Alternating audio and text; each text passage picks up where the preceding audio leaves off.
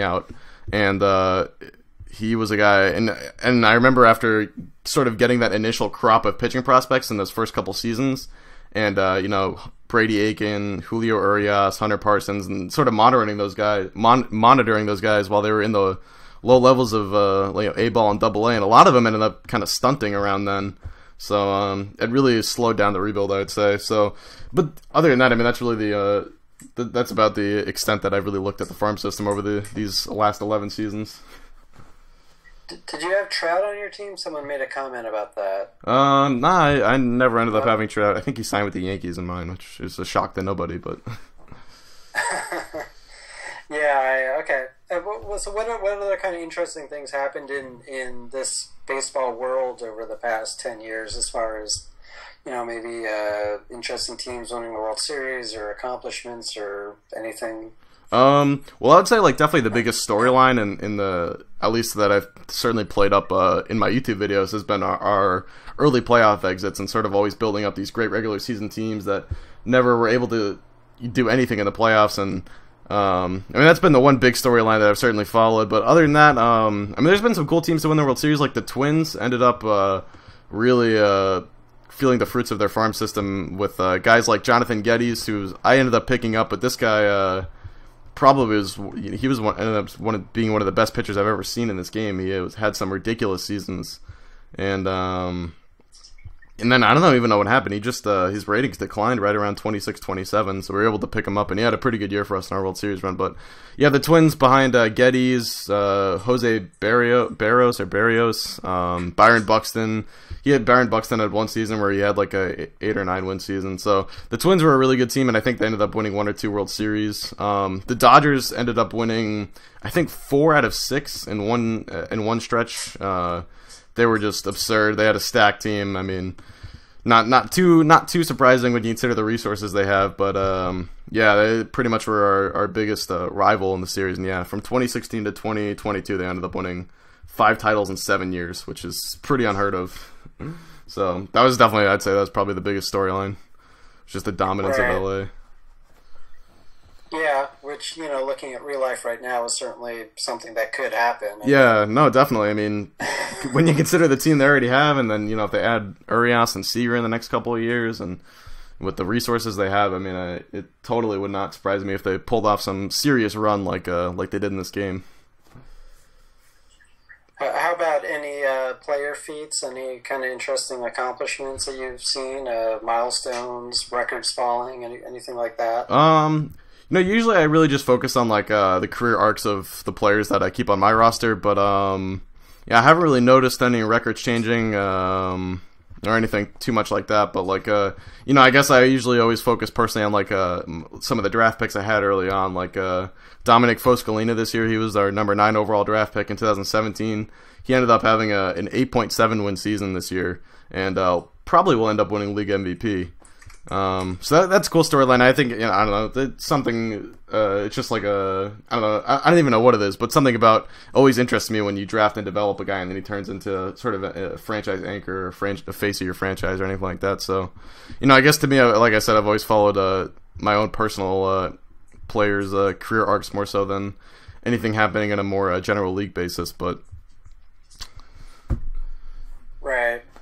How about did you make any changes as far as the settings, any of the customization options, or? I didn't touch it too much. I actually ended up making a video just sort of going in depth on some of the stuff that I had ended up screwing around with just because a lot of people had been asking. But one thing I usually do is under league settings, I always change the player rating scales to the 20 to 80 scale, just because it goes more mainly because it's the scouting scale, so it's sort of easier to follow. But it also, I read something on some online thing that, if you get 13 dividers or whatever, it's, the perfect amount or something like that. It was just, a tip I found online one day, and then I went to it and have stuck with it ever since. And then I usually try to sway from the league evolving. I don't think I've disabled any of that stuff, but usually, if I can prevent teams from expanding or whatever, because this is, I try to keep this as much of a standard league as possible, at least until we won the World Series. Maybe now I'll start to dinking around with it more, I guess. But yeah, for the most part, I've kept pretty much just kept everything standard. The scouting scale is really the only big thing I've changed, I think.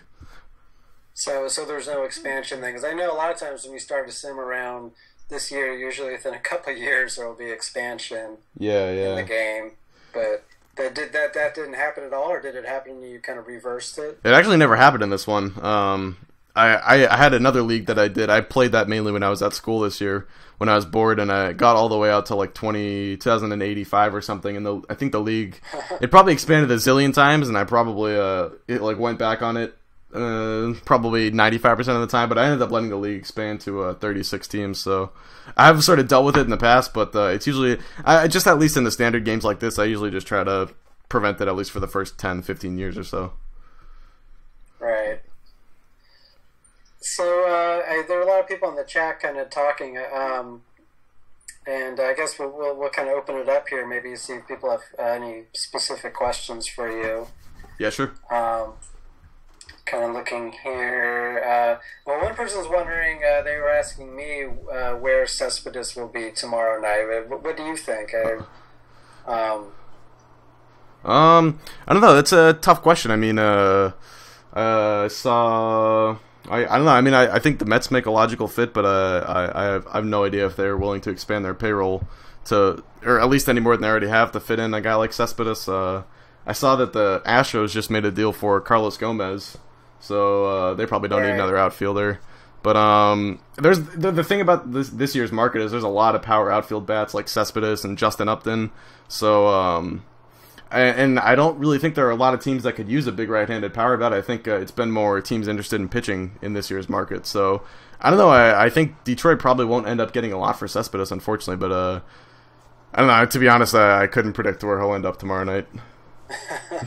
Yeah, I think the Mets, especially since the Gomez deal fell through for the Mets, apparently because of Wheeler's physical, I would think that they would probably try to sort of regroup and maybe go after him pretty hard. I guess it depends what the Red Sox want in return. Yeah, or the Tigers. But so what do you? Someone was asking what your best trade as well as your worst trade was in this sim. Any thoughts there? That'd be a tough one. I'd probably have to go through my transaction history if I really wanted to find the best and the worst one. But one that comes off the top of my head was the Troy Tulowitzki trade. Really ended up not working out. I mean, I put a lot of stock into Julio Urias, and I really thought he would come up and sort of head my staff for the future. And he ended up becoming a pretty effective reliever for a couple of years. But he really is not giving us a whole lot. And I'll try to pull up the exact trade, but we didn't get much else by the we got him and Grant Holmes for Troy Tulowitzki, and I don't think Holmes turned into anything either. So that was really, I mean, and when you start out, and you know, like I said, I've always tried to, you know, my philosophy is just collect as many assets as possible, and when you start out and one of your big chips is Troy Tulowitzki and you sort of whiff on that, it's kind of a big setback. And like I said, I put a lot of stock into guys like him, Aiken, and Parsons early on, and then when they really didn't pan out, it sort of set me back a couple of years, I felt. So I think the Tulowitzki trade, even though, you know, obviously we ended up winning the World Series at some point, so it couldn't have been that bad, but yeah, I think that one definitely set us back a couple of years in the beginning. We could have competed a lot sooner than we had otherwise if we had nailed that trade. So that's one that comes to mind when I think of worst trades.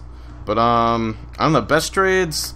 We made some pretty good. I think getting this guy Sky Bolt from the San Diego Padres has turned into a really effective one because he's thrived playing in Coors Field. He was a guy who came over from San Diego, was a big bat, wasn't known as a great fielder or anything, but, you know, playing in San Diego, he's putting up these great seasons. He's got 887 OPS. His WAR was never too high though, but he was always listed as one of the top players in the game. So I thought if I put him in Colorado, he would just flourish. And he, I think he ended up winning an MVP one year, and he's had his lowest OPS since coming over to Colorado has been 913 for a full season. So and if I remember correctly, we gave up we gave up Luis Encarnacion, who was this pitching prospect at the time. He's turned into a pretty effective pitcher.